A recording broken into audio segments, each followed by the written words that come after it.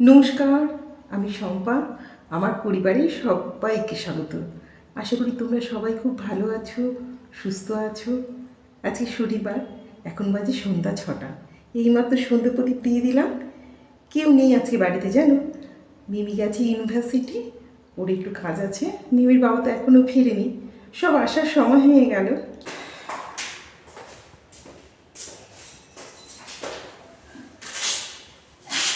আমি যখন মেট্রোতে তখন স্যার বলছে আমি এখন আছি।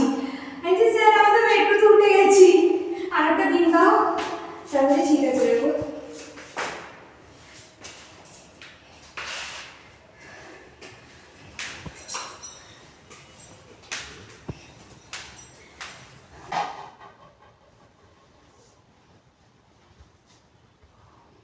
বড় মাসি জন্মদিনে দিয়েছিল আমাকে। তোর কি মনে হচ্ছে স্মৃতি রোমন্থন হচ্ছে? হ্যাঁ, বন্ধ করে দে। হ্যাঁ, বন্ধ তো করবি। ইলেকট্রিক তো তোর শ্বশুর দেবে না বিলটা? বেচারাকে কেন টানছো? বেচারা জন্মেছে কিনা তার নাই ঠিক। কি খাও আমার রাত্রিবেলা? কি খাবি বল? ভাত হবে। মা মাংস আছে? হ্যাঁ আছে। মা চিলি চিকেন করবো না? আরে অনেকটা ভাত লেফট ওভার রয়ে গেছে, ওগুলো কালকে আর মেশানো যাবে না, ওগুলোকে তো বন্দোবস্ত করতে ওইটার হবে। মধ্যে হার্বস গুলো মিশিয়ে দেবে, তাহলে মিক্সড হার্বস রাইস হয়ে গেল হ্যাঁ, আর চিজি চিকেন হয়ে গেল। তাহলে রাত্রিবেলা তো আর ব্রেড বানানো সম্ভব না, এখন কখন ব্রেড ইস্ট ভেজাবে, করবো করবে।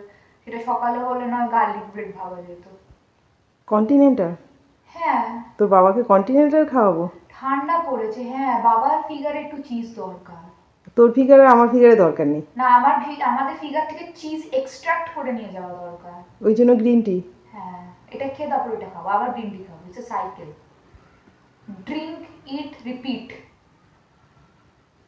তাহলে তাই করি, তোরা যখন চাইছিস। তোরা মানে তুই চাইছিস। আরে আমি কি, আমার বাবাও চাইছে, জেনেটিক্যালি আমি চাইছি। ঠিক আছে, আজকে তাই হবে। বাবা প্রচুর খাটনি রে, এখন সব কোটা টোটা করতে হবে আবার। তো কি হয়েছে, মানুষ যখন লক্ষ্যের দিকে এগোয় মা তখন খাটতে লাগে। মা তুমি তো বলো, ও না আচ্ছা, খাটলে কোনো জিনিস কি করে পাওয়া যায়? সাফল্য আসবে বল। হ্যাঁ, আমার কথা আমাকেই বলছিস বল। হ্যাঁ, আমি তো তোমার থেকে শিখেই তোমায় বলছি, বলো। তোর লক্ষ্য হচ্ছে খাওয়া? না, আমার লক্ষ্য হচ্ছে মোটা হওয়া। ও আচ্ছা, ঠিক আছে। নাহলে লোকে বলবে না আমার বাবা খাবার না, তাই। ও আচ্ছা, তো তোর বাবাকেও তো একটু চিজ খাইয়ে মোটা করতে পারতি। না, আমার বাবা তো ডায়েট করে ভালো, এই কারণে। নিজের মাথা শান্ত রাখছি। নিশ্চয়ই আমার মায়ের সাথে আবার কিছু কাণ্ড করেছে।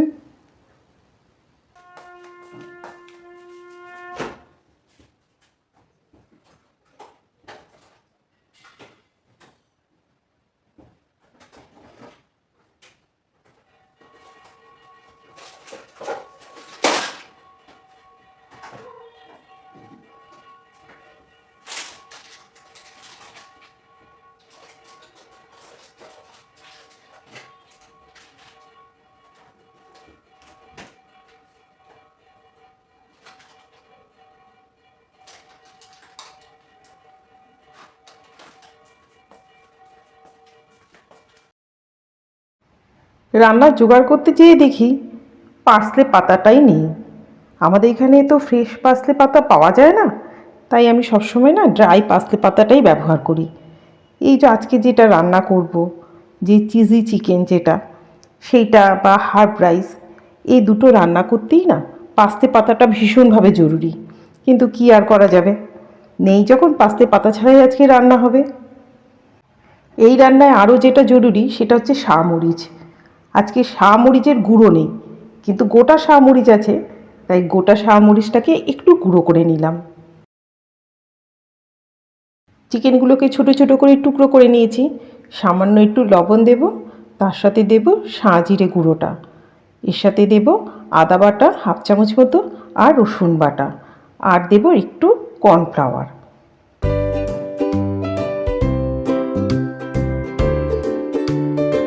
সব একসঙ্গে মেখে নেব। রান্না করতে আমি ভীষণ ভালোবাসি, কিন্তু তাই বলে রাত্রিবেলা রান্না করতে আমার ভীষণ বিরক্ত লাগে। কিন্তু আজকের দিনটা না একদম অন্যরকম। সাদা তেলের সাথে না খানিকটা মাখন দিয়ে দেব। শুধু মাখন যদি দিই তাহলে পুরো মাখনটাই পুড়ে যাবে। ওই জন্য সাদা তেল মিশিয়ে তার সাথে একটু মাখন দিয়ে মিশিয়ে নিলাম। এবার চিকেনগুলোকে ভেজে নেব। আমার যখন বিয়ে হয়েছিল আমি কিন্তু কোনো রকম রান্নাবান্নাই জানতাম না।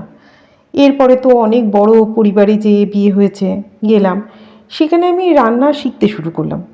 আমাকে রান্না শেখার ব্যাপারে আমার শাশুড়ি মা, আমার শ্বশুর মশাই, বাড়ির যত মানুষ ছিল সবাই আমাকে মোটামুটি সাহায্য করেছিল। কিন্তু সেই রান্নাগুলো এমনি সাধারণ রান্নাই, এই সব রান্না নয়।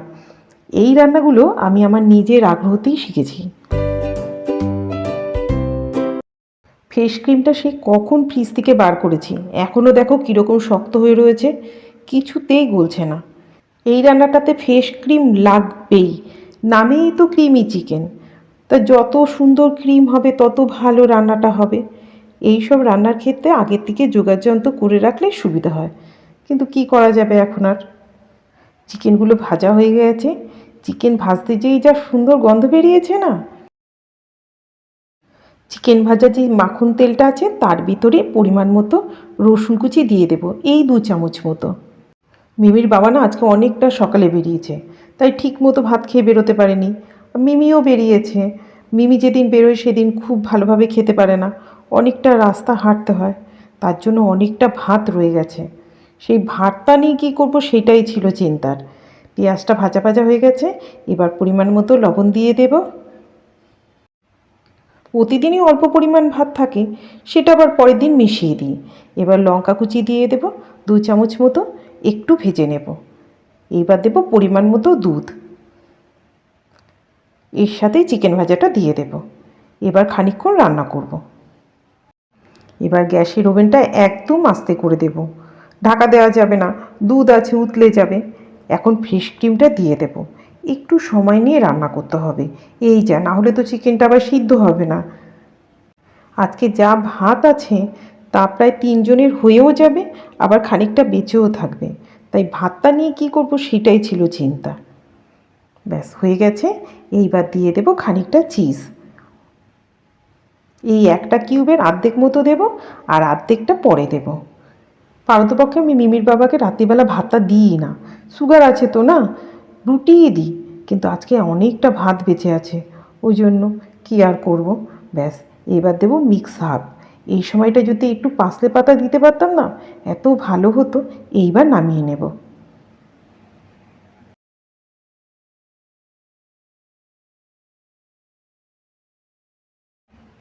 উপর দিয়ে বাকি চিজটা একটুখানি গ্রেট করে দিয়ে দেব। এটাই মেল্ট হবে, খুব ভালো লাগবে তখন খেতে। আর একটু মিক্স হার্ব। ব্যাস কমপ্লিট হয়ে গেছে ক্রিমি চিজ চিকেন। এবার হাফ রাইসটা বানাবো, তার জন্য একটু পরিমাণ মতো সাদা তেল দিয়ে দেব, এর সাথেও মাখন দেব। বাকি রসুন কুচিটা দিয়ে দেব, এখানেও প্রায় 2 চামচ মতো রসুন কুচি। হার্ব রাইস বাসমতি চালের সব থেকে ভালো হয়, কিন্তু কি করা যাবে, আমার কাছে বাঁশকাঠি চালের এই ভাত আছে। এই ভাতটা তো আর নষ্ট করতে পারি না, তাই এই ভাতটাকেই খাইয়ে দেব। দারুণ একটা গন্ধ বেরিয়েছে, কিন্তু খেতেও নিশ্চয় ভালোই হবে। এবার পরিমাণ মতো লবণ দিয়ে দেব। আমাদের বাড়ির সকলে না খাদ্য রসিক, তাই আমরা রান্নাটাকে না ভীষণ ভালোবাসি। এই দেখো ভাতগুলো দেখেছো কতটা ভাত, এতগুলো ভাত আমি কী করে মেশাতাম কালকে। এই ভাতটা আমার আজকে ডিনারে হয়ে যাবে, আমাকে আর রুটি করতে হবে না। আর একটু সামান্য লবণ দিয়ে দেব, তার সাথে দিয়ে দেব মিক্স হার্ব। এইবার সব ভালোভাবে মিশিয়ে নেব। আমার সকালবেলা রান্না করতে কোনো অসুবিধা হয় না, 10খানা পদ রান্না করতে বললেও আমি 10খানা পদ রান্না করে দেবো, আমার কোনো অসুবিধা নেই। কিন্তু রাত্রিবেলা রান্না করতে গেলে না আমার জ্বর আসে। আমি শুধু রুটিটা করব, দুধ জল দেব, ব্যাস এতেই আমার কাজ শেষ। কিন্তু এক দিন তো করতেই হয়। এবার দেব একটু গোলমরিচের গুঁড়ো, আর তার সাথে দেব সামান্য একটু চিলি ফ্লেক্স, এই 1 চামচ মতো। এই কারণে তো দুপুরেই রাতের রান্নাটা করে রাখি। এই সময় যদি পাস্তে পাতা দিতাম না, খুব ভালো হতো।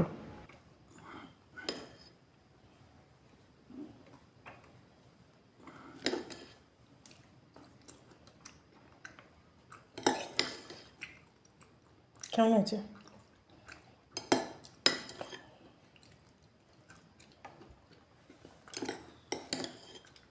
বাবা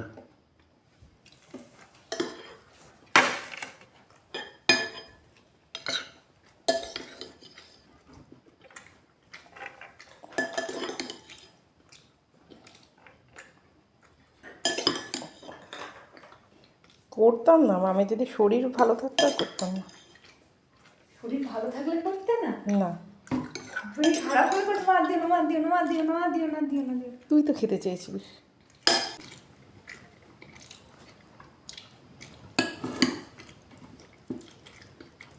এবার চেখে দেখছি।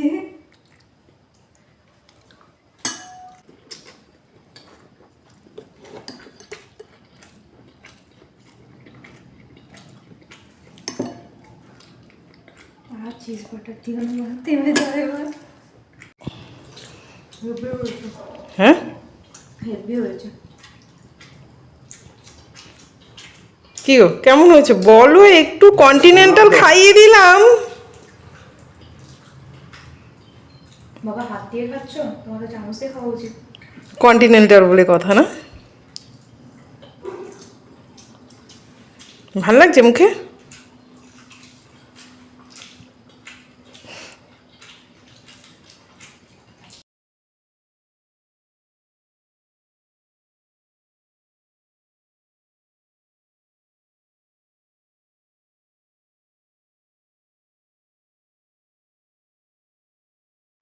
আমি সত্যিই ভাবতে পারিনি এত অল্প সময়ের মধ্যে যোগাযন্ত্র করে এত ভালো একটা চিকেন তৈরি হবে। সবথেকে বড় কথা, ঘরের সাধারণ চাল দিয়ে যে এত ভালো একটা হার্ড রাইস বানানো যায় আমার কিন্তু সত্যিই ধারণা ছিল না। আমি সবসময় ভাবতাম বাসমতি চাল ছাড়া হার্ড রাইস হয়ই না, কিন্তু আজকে প্রমাণ হলো যে বাঁশকাঠি চালের ভাত দিয়েও খুব ভালো একটা হার্ড রাইস তৈরি করা যায়। মিমি আইডিয়াটা দিল দেখে আমি রান্নাটা করলাম, না হলে বোধহয় করতাম না। এই জন্য না প্রত্যেক বাড়িতে এই রকম খাদ্যরসিক লোক থাকা প্রয়োজন, তাহলে কোনো জিনিস ওয়েস্টেজ হবে না। আজকে ভিডিওটা এই পর্যন্তই থাক, খাওয়া দাওয়াটা শেষ করি। ভিডিওটা কেমন হয়েছে একটু কমেন্ট করে জানিও। আজ তবে আসি, দেখা হবে খুব তাড়াতাড়ি নতুন ব্লগে নতুন ভিডিওর সাথে। গুড নাইট সবাইকে, টাটা।